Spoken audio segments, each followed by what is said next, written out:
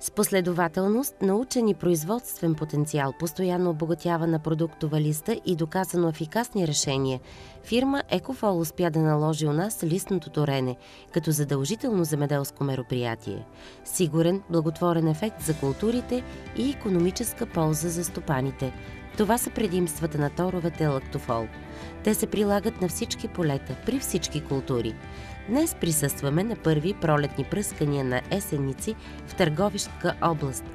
Това поле Сечемик в землището на село Водица се стопанисва от арендатора Иван Иванов. В региона работиме с доста фермери, в частност с господин Иванов. За него бих могъл да кажа, че така извежда образцово земеделие, като не се прави компромис в нито една насока. С него работиме вече в продължение на 3 поредни години. Стана така не случайно. Ние се интересувахме от тяхните продукти, като гледахме и световните изпълнения на други подобни. И видяхме, че в България се произвеждат и преди 3 години решихме да пробваме с тях. И първата година така даде добър ефект. Значи около 10% се дигнаха приходите на зърното. И продължихме втората, сега вече 3-та година работим с тях. Мога да кажа, че съм доволен, че се запознахме с тях и вече сме партньори и работим. И ще работим и за напред. Предлагат и от други фирми, разбира се. Пробвали сме от други фирми. Австралийски, не знам какви, но избрахте българско. Държим на българското. Тук течният листен тор лактофол основен се внася в доза 400 мл на декар, заедно с 2 хербицида и 1 фунгицид. Ечемикът е в фаза братене. Целта на мероприятието и влагането на листния тор е необходимо, тъй като в начало на фаза вретенене се залага големина на класа. Ако това нещо се допусне да се случи под въздействието на какъвто и да било дефицит, то ще бъде за сметка на добива. По този начин ние инициираме, чрез лично подадените хранителни елементи, инициираме по-доброто усвояване на това, което е внесено в почвата и съответно заложбата на по-големи класове и повече брой зърна в класа, което неминуемо се отразява и на добива. Освен това, тук трябва да кажем, че лактофол намалява самата фитотоксичност от страна на препаратите, в случая хербицида, върху културното растение. За да прави истинско професионално земеделие и за да си гарантира винаги максимални добиви, Иван Иванов ползва торовете на фирма Екофол и при други култури. Слагаме лактофол на слънчогледа, на царевиците, на рапиците. Изобщо 16 000 декара земя работи фирмата и ползваме продукта лактофол и искам да кажа, че съм доволен от него и препоръчвам на моите колеги в България, който не го е пробвал, да го пробва.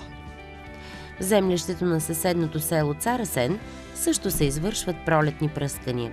Това поле с пшеница е на Николай Дончев, който вече 10 години не пропуска да третира с торовете лактофол всичките си култури. Пшеница, ечемик, царете, слънчоглед. Ефектът от приложение? Ефектът е добър. Действат като прилепител, като противоотрова. Много са ползите от лактофола. Затова продължавам да ги ползвам. Комплексните листни торове лактофол, в зависимост от фазовата необходимост на растенията, се произвеждат от Екофол в различни модификации с увеличено съдържание на даден елемент според културата. Като технология от екипа на фирма Екофол препоръчват на фермерите двукратно листно подхранване при всички видове култури. При пшеницата конкретно препоръчваме в фаза край на братене, начало на вретенене и второто листно подхранване да се извърши в фаза изкласяване с втория препарат, фунгицид, който ще бъде и евентуално инсектицид. Еднакво важни са и есенните и пролетните третирания на посевите, подчерта Стоян Иванов. Тук при господин Дончев лактофол присъства във всяка една от операциите и резултатите са налице. Земеделските производители в България посрещнаха с повишен интерес и новите продукти от серията Амино Експерт. В земеделска кооперация Славяни в град Славяново дълги години работят с продуктите на Екофол. През 2016 ще приложат всички нови продукти от серията Амино Експерт.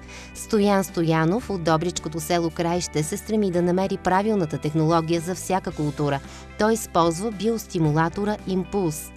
Светла Стоянова от Горна Митрополия винаги е сред първите, които прилагат новостите в земеделието. Вече са отчетени и първите резултати от използването на спечелилия награда за иновация биостимулатор Импулс. Рапица, третирана с лактофол и хеласол бор. Арендаторът Станимир Стамов от село Павел прилага новостите и винаги търси добрата технология. За правилното развитие и стимулиране на пшеницата използва Импулс.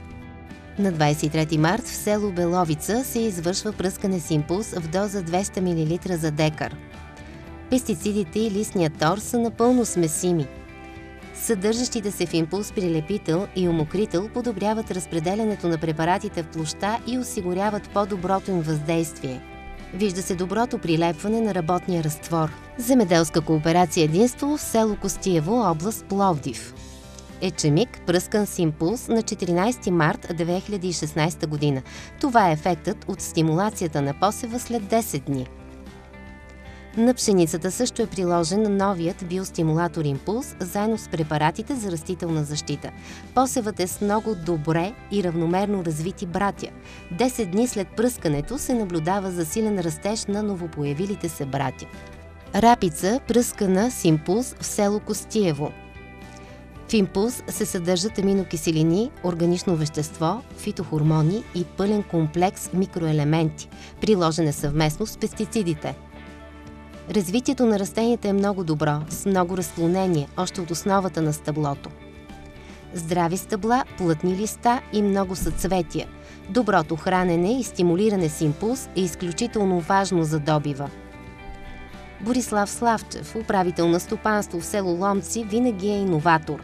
С продуктите Хеласол и Импулс ще допълни схемата за най-добро листно хранене при културите, които отглежда.